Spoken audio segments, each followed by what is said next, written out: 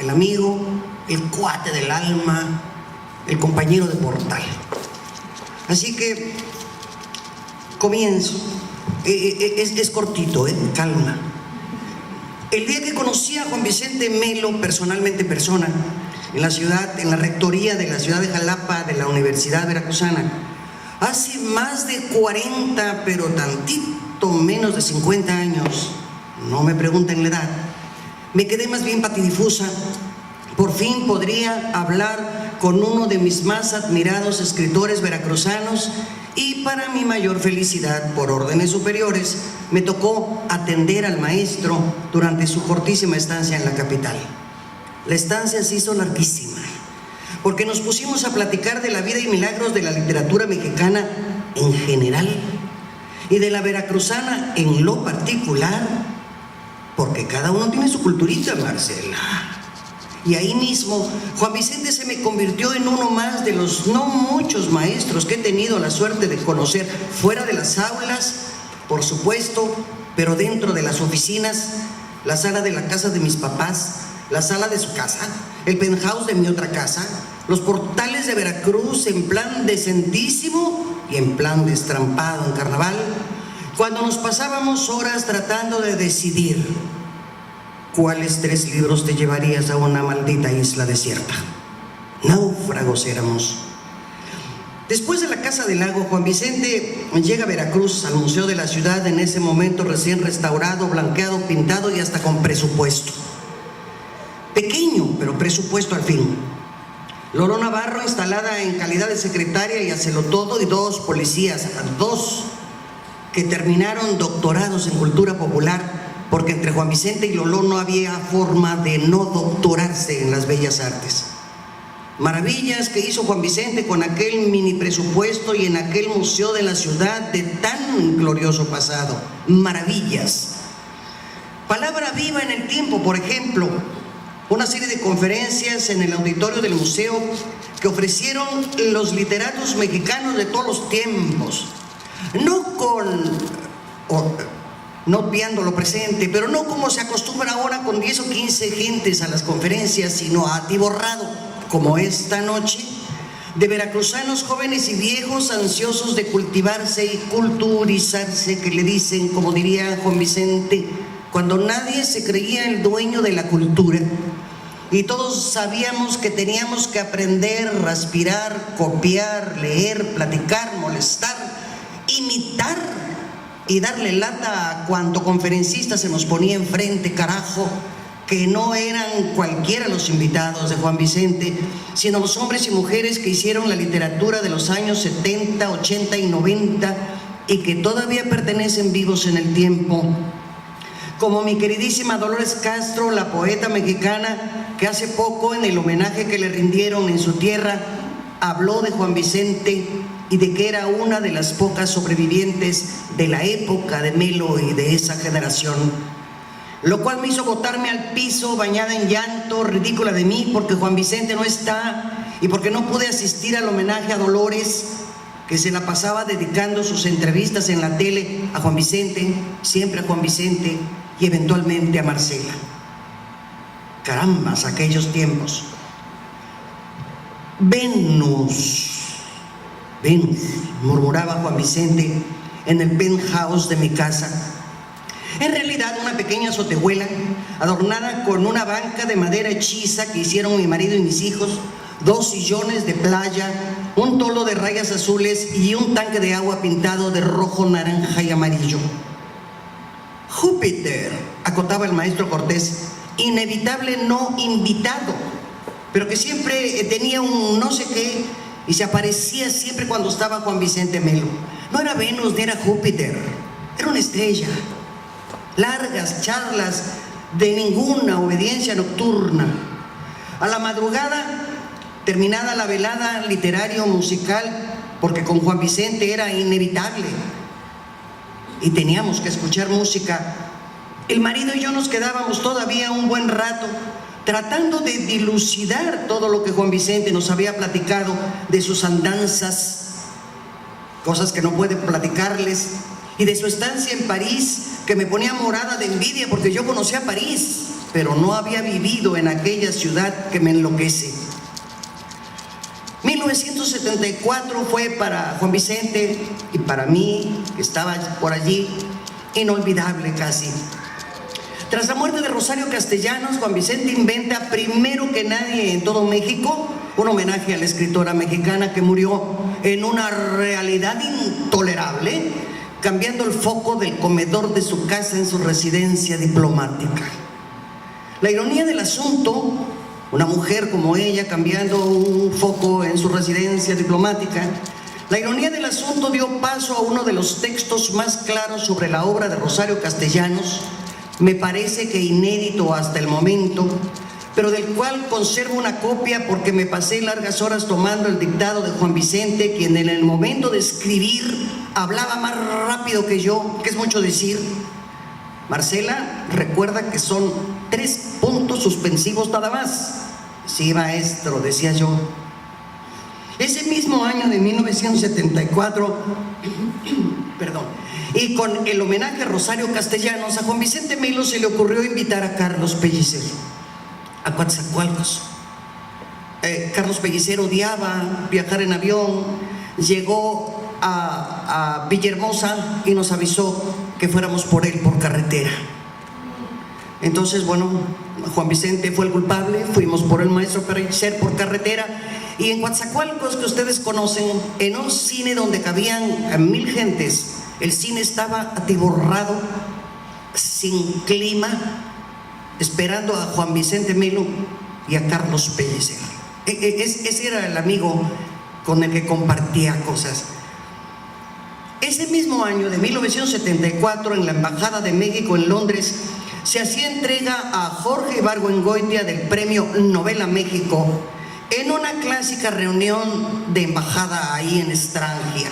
Se sirvieron antojitos mexicanos y corrió alegremente el tequila con sangrita y otras maravillas. A la entrada se me olvidó la fiesta. Allí me tropecé por primera, pero no última vez en mi vida, con Gabriel García Márquez, a quien me presentó otro veracruzano de Polendas, Fernando del Paso. ¿Cómo está Juan Vicente? Sigue escribiendo. Fue lo primero que nos preguntó el tal Gabo. Y luego se acomodó alegremente con mi señor marido en un sofá a trasegar vino y a interrogarnos sobre la vida y andanzas de Juan Vicente Melo, a quien él considera uno de los mejores y profundos escritores, no mexicanos ni latinoamericanos, no, uno de los más profundos escritores y punto. En Londres y con frío, aquella noche la charla del premio de Ibargüengoitia se convirtió en una mesa redonda, bien regada de buen vino, para discutir la obra de Juan Vicente Melo. Y yo, tarada de mí, que nunca he usado grabadora más que la que tengo entre ceja y ceja, apuntando todo en una libreta para venir a contárselo a Juan Vicente, y enajenada porque no había un escritor de aquellos que no supiera de él, sino que todos además le consideraban como un maestro en su profunda labor literaria.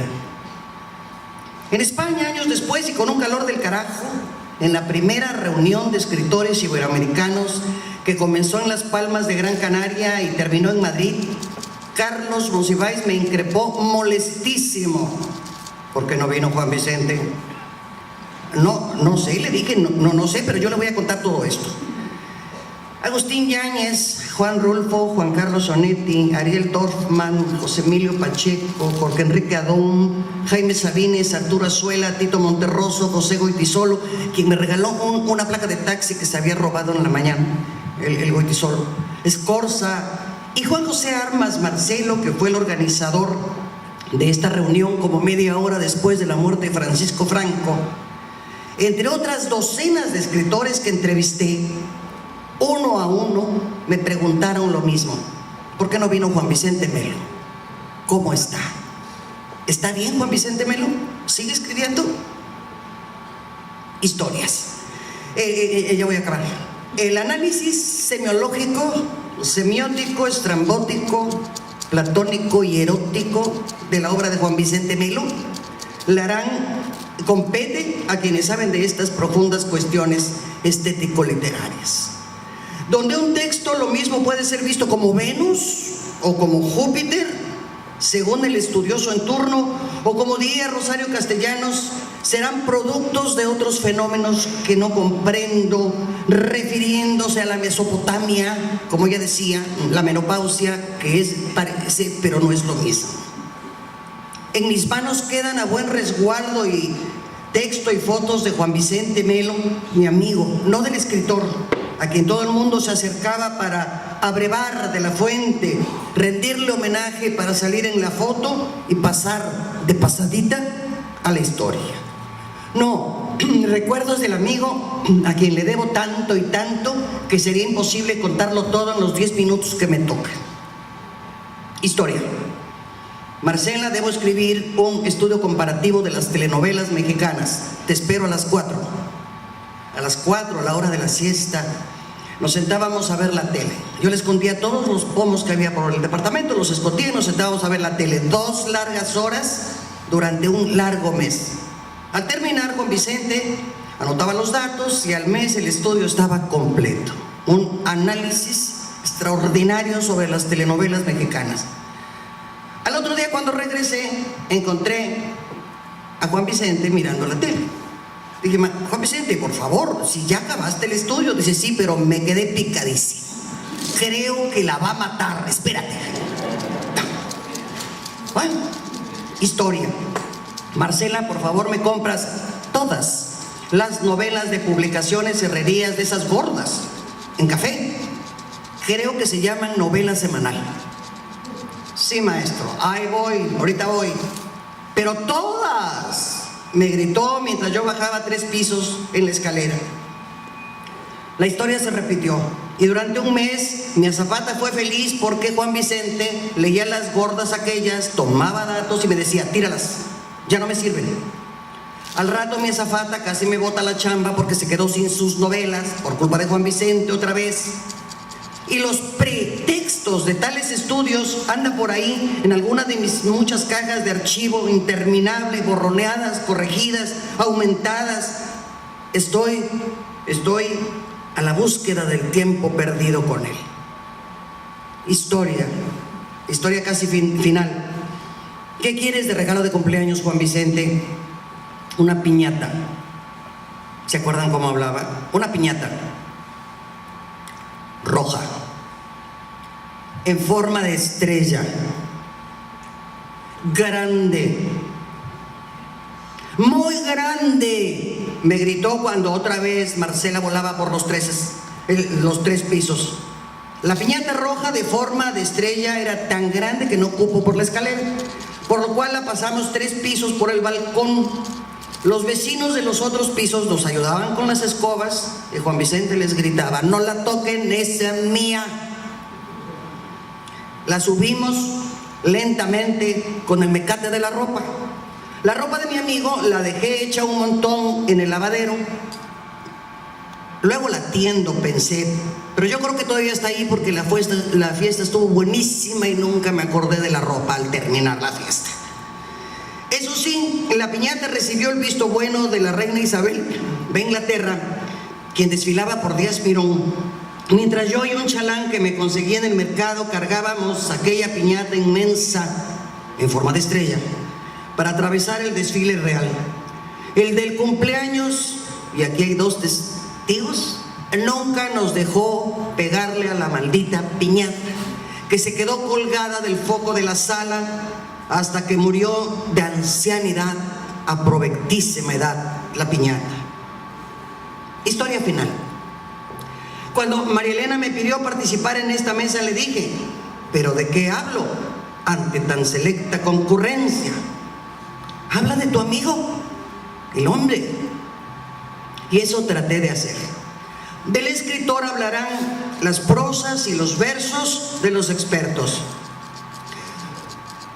Yo hablé de mi amigo, Juan Vicente Melo. Gracias.